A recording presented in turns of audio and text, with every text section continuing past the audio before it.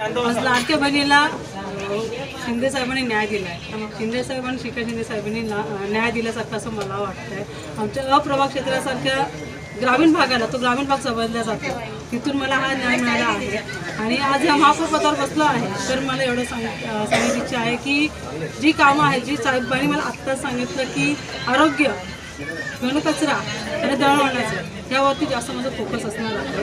आणि घनकचरा हा घनकचऱ्याचा खूप मोठा प्रॉब्लेम्स आहे, पाण्याचेही प्रॉब्लेम्स आहेत.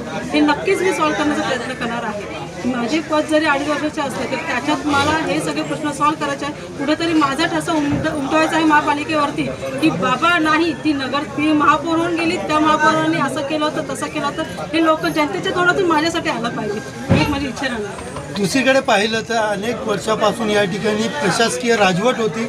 अधिकारी ज्या पद्धतींची वागणूक आहे, आजही पहिल्या दिवसामध्ये नगरसेवकांनी अधिकाऱ्यांना धारेवरती धरलेलं, त्यांना कुठंतरी त्यांच्या मर्यादा किंवा त्यांच्या काम ओळख पटवून देण्यासाठी तुम्ही प्रशासनासाठी काय नेमकं कठोर पाऊल उचललं? प्रशासनाला एवढंच सांगणार आहे, जे आजपर्यंत तुमचे 5 वर्षे किंवा 6 वर्षाचा जो मध्ये गॅप पडला, त्या गॅपमध्ये त्यांची मनमानी चालू होती, ती आता मनमानी इथे चालू देणार नाही.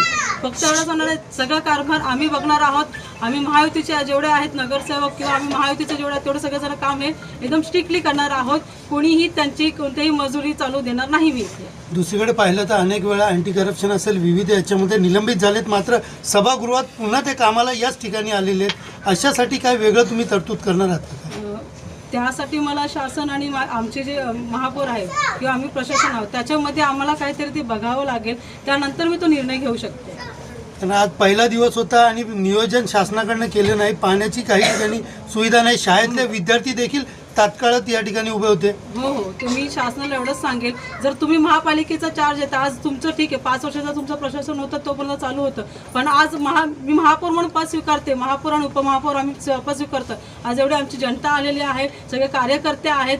जर त्यांना तुम्ही पाण्या वाचून इथेच आत्ताच आमची दुरावस्था केली आहे, तर याच्यासाठी त्यांना मी ताकीद आहे की त्यांची काय अवस्था करेल ह्यांनी त्यांनी लक्षात ठेवावं.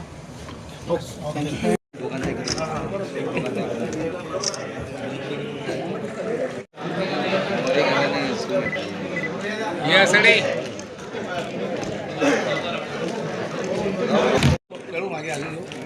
हो बाजूला थांबा.